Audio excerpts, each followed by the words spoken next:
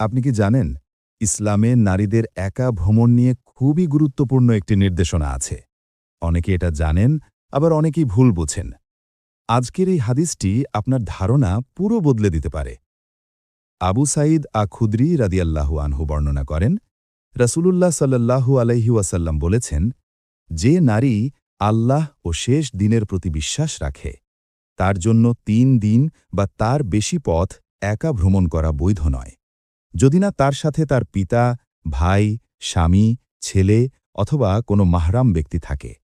সুনানে আবু দাউদ, হাদিস নং ১৭২৬।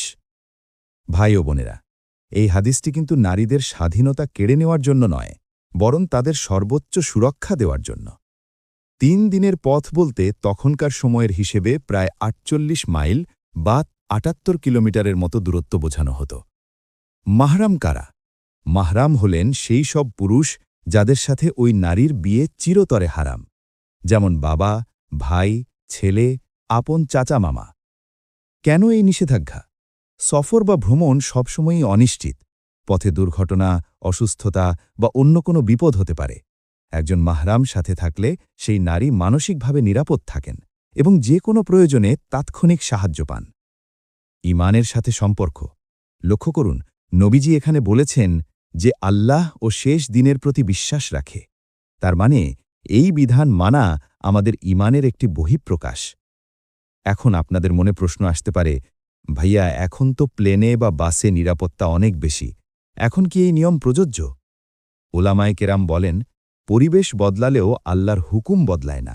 সফরের কষ্ট কমলেও নারীর একাকিত্বের ঝুঁকি কিন্তু শেষ হয়ে যায়নি। আপনারা কি মনে করেন, এই নিয়মটি মেনে চললে আমাদের মা বোনেরা সমাজে আরও বেশি নিরাপদ থাকতেন? কমেন্ট সেকশনে আপনার মতামত হ্যাঁ অথবা না লিখে জানান। আজকের চ্যালেঞ্জ, এই হাদিসটি অন্তত ৩ জনের সাথে শেয়ার করুন। দেখুন কয়জন আগে থেকে এটা জানত। ইসলাম আমাদের জীবনকে কঠিন করতে আসেনি, এসেছে সুন্দর করতে। রাসূলের প্রতিটি নির্দেশনার পেছনেই কোনো না কোনো কল্যাণ লুকিয়ে আছে। যদি আজকের এই আলোচনাটি আপনার সামান্যতম উপকারে আসে, তবে ভিডিওটি শেয়ার করে অন্য বোনদেরও সচেতন করুন। আর নিয়মিত এমন সুন্দর সুন্দর হাদিস ও ইসলামের সঠিক ব্যাখ্যা জানতে আমাদের এই পেজ বা চ্যানেল ফলো বা সাবস্ক্রাইব করে বেল আইকনটি চেপে রাখুন। আল্লাহ আমাদের সবাইকে সঠিক বুঝ দান করুন। দেখা হবে পরবর্তী ভিডিওতে।